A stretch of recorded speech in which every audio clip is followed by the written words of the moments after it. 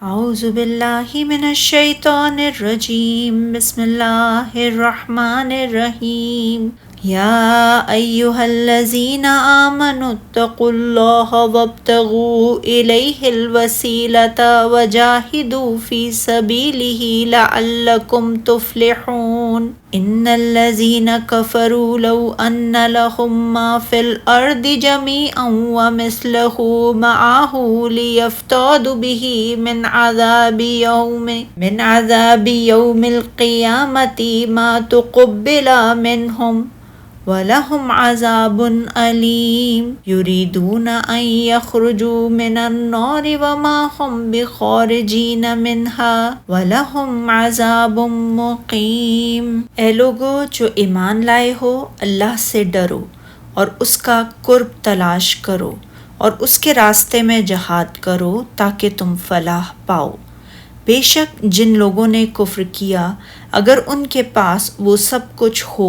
جو ساری زمین میں ہے اور اس کے برابر اور بھی ہوتا کہ وہ قیامت کے دن عذاب سے بچنے کے لیے فدیے میں دے دیں، تو بھی وہ ان سے قبول نہیں کیا جائے گا اور ان کے لیے بہت دردناک عذاب ہے۔ وہ آگ سے نکلنا چاہیں گے مگر وہ اس میں سے نہیں نکل سکیں گے اور ان کے لیے ہمیشہ رہنے والا عذاب ہے۔ اللہ تعالیٰ نے اپنے مومن بندوں کو یہ حکم دیا ہے کہ وہ اس کے تقوی کو اختیار کریں۔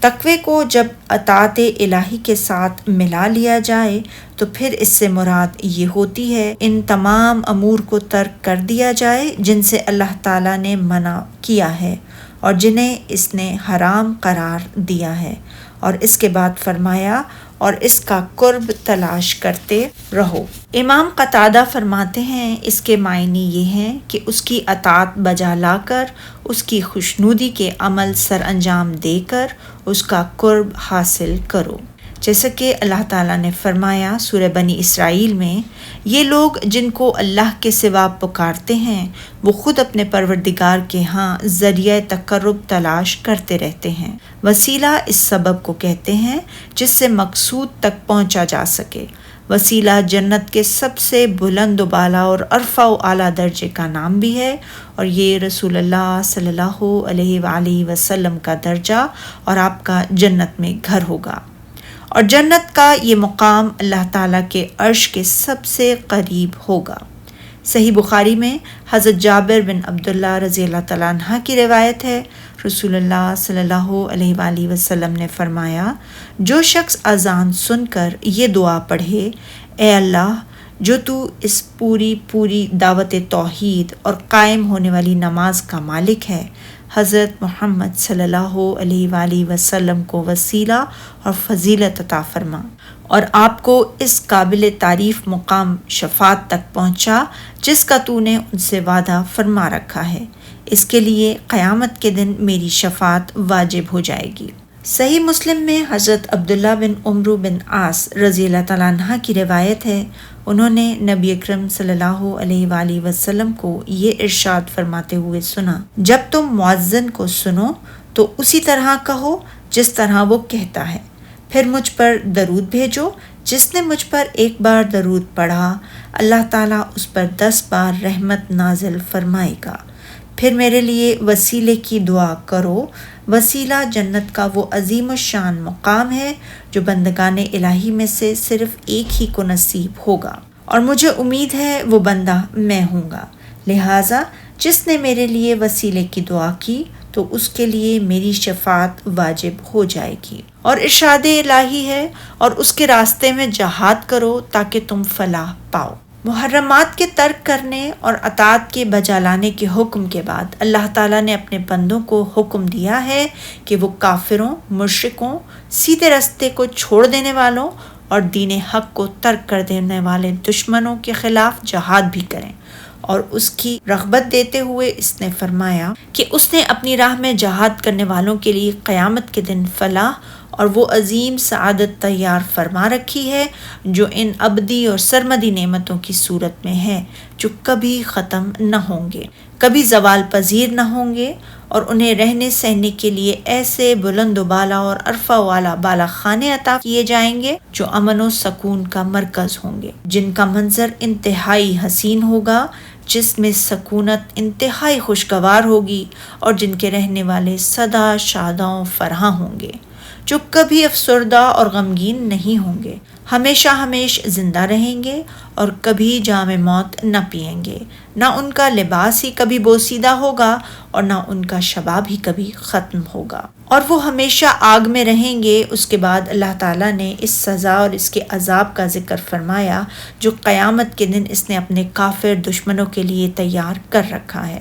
ارشاد باری تعالیٰ ہے، بے شک جو لوگ کافر ہیں، اگر ان کے پاس روئے زمین کے تمام خزانے اور اس کا سب مال و متاع ہو، اور اس کے ساتھ اسی قدر اور بھی ہوتا کہ قیامت کے روز عذاب سے رستگاری حاصل کرنے کا بدلہ دیں، تو ان سے قبول نہیں کیا جائے گا اور ان کو درد دینے والا عذاب ہوگا۔ اگر ان میں سے کوئی شخص زمین بھر کر اور اس کے ساتھ اسی قدر سونا بھی لے کر آئے تاکہ اس دن کے عذاب کا فدیہ عطا کر سکے جس نے اس کا احاطہ کر رکھا ہوگا اور یقینی طور پر اس تک پہنچنے ہی والا ہوگا، تو اس سے یہ فدیہ قبول نہیں کیا جائے گا، کیونکہ عذاب الہی سے وہ ہرگز کسی بھی قیمت پر چھٹکارا حاصل نہیں کر سکے گا۔ اسی لیے فرمایا ان کو درد دینے والا عذاب ہوگا۔ ہر چند چاہیں گے کہ آگ سے نکل جائیں مگر اس سے نہیں نکل سکیں گے، اور ان کے لیے ہمیشہ کا عذاب ہے، جیسے کہ دوسری جگہ اللہ تعالیٰ نے فرمایا سورہ حج میں، جب وہ چاہیں گے کہ اس رنج و تکلیف کی وجہ سے دوزخ سے نکل جائیں تو پھر اسی میں لوٹا دیے جائیں گے۔ جہنم کے عذاب کی شدت اور تکلیف کی وجہ سے وہ ہمیشہ یہ چاہیں گے کہ اس سے نکل جائیں مگر انہیں اس سے نکل جانے کا کوئی راستہ نہ مل سکے گا۔ جہنم کے بھڑکتے ہوئے شعلے جب بھی انہیں اٹھا کر جہنم کی بالائی سطح پر لے آئیں گے تو جہنم کے فرشتے لوہے کے ہتھوڑوں سے مار مار کر پھر جہنم کے نچلے طبقے میں گرا دیں گے، اور ان کے لیے ہمیشہ کا عذاب ہے جو دائمی اور ابدی ہے، اور جس سے وہ نہ نکل سکیں گے اور نہ کسی طرح نجات حاصل کر سکیں گے۔ حضرت انس بن مالک رضی اللہ تعالیٰ عنہ سے روایت ہے، رسول اللہ صلی اللہ علیہ وآلہ وسلم نے فرمایا، جہنمیوں میں سے ایک شخص کو لایا جائے گا اور اس سے پوچھا جائے گا، تم نے اپنے بستر کو کیسا پایا؟ وہ جواب دے گا، بدترین بستر۔ اس سے کہا جائے گا، کیا تو ساری زمین کے برابر سونا بطور فدیہ دینے کے لیے تیار ہے؟ وہ جواب دے گا، ہاں یا رب میں تیار ہوں۔ تو اللہ تعالیٰ فرمائے گا، تو جھوٹ بولتا ہے، کیونکہ میں نے تجھ سے اس کی نسبت بہت کم اور آسان سوال کیا تھا مگر تو نے اسے پورا نہ کیا، لہٰذا حکم ہوگا اسے جہنم رسید کر دو۔ سبحانک اللہم و بحمدک، اشہد ان لا الہ الا انت، استغفرک و اتوب الیک۔